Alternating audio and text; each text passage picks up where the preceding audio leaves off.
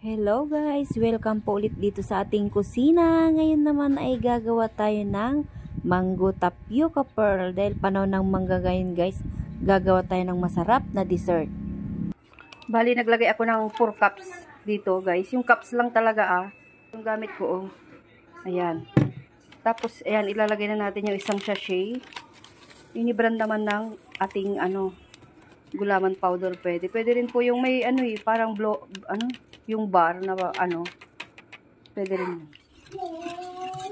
Lagyan natin ng isang kutsarang asukal. Ayan, haluin natin. Kumukulo na siya guys. Ayan, pwede na siyang patayin yung kalan pag kumulo na siya. Kung tray dito, ilalagay ko siya para madali siyang lumamig at mamuo. Ayan.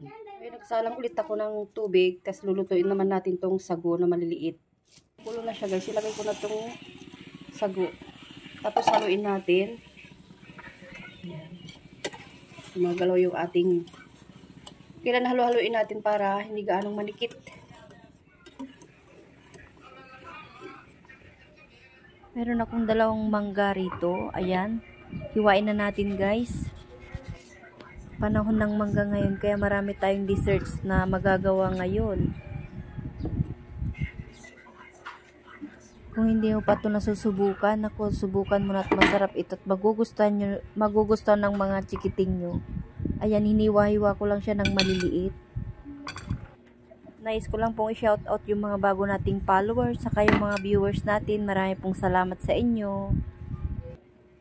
At welcome na welcome po kayo dito sa ating Jeans Cooking. Ayan, bali 2 pirasong mangga. Kung gusto nyo mas maraming mangga, mas masarap. Ayan, matamis itong mangga na nabili ko guys. Nagbebenta kasi dito sa amin, doon sa may kanto. Mura lang ang kilo. Nabili ko lang to ng 50 isang kilo. Ayan, ang dami na. Bumili ako ng 3 kilo. Ayan, kasi pang-flavor ko rin dun sa ating Graham bar.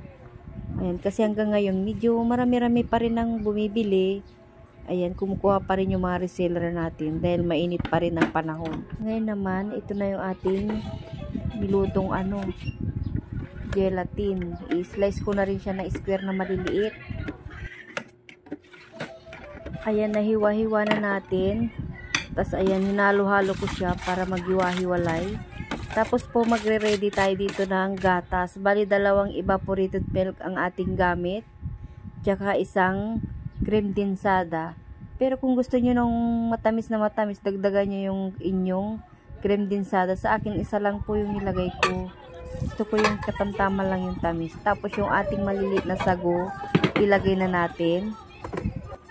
Ilagay ko na rin po yung mga sago natin. Tapos yung ating gelatin. Ayan, and then yung ating mangga. Pagsama-samahin na natin sa isang bowl. Ako guys, perfect ito sa mainit na panahon. Nagtira ako ng konti para mamaya mapantoppings natin. Tapos, syempre, ibubuhos na natin yung ating nagpapasarap ng ating mango tapioca pearl, ang 2 gatas. Ayan, ang sarap na. Isunod ko na rin yung ating cream densada. Ayan. Kung nakukulangan po kayo sa tamis, dagdagan nyo na lang po ng kahit konting condensed milk, mga 1/4 lang na lata, pero sa akin tama lang po yung tamis niya. Ayan, so ito na guys, palamigin lang natin kahit 1 oras sa freezer o sa ref. Mayroon na tayong masarap na dessert. Hindi na namin nilagay sa ref, nilagyan na namin ng yelo guys, para makain na raw agad. Ayan, iserve na natin. So, ayan guys, nag-uunahan na sila, ng mga lagayan na nila kasi saglit, may ginagawa pa ako. So, yun, maraming pong salamat sa inyong panunod. Sana nagustuhan nyo muli itong ating video. Pa-like and share naman po. Bye!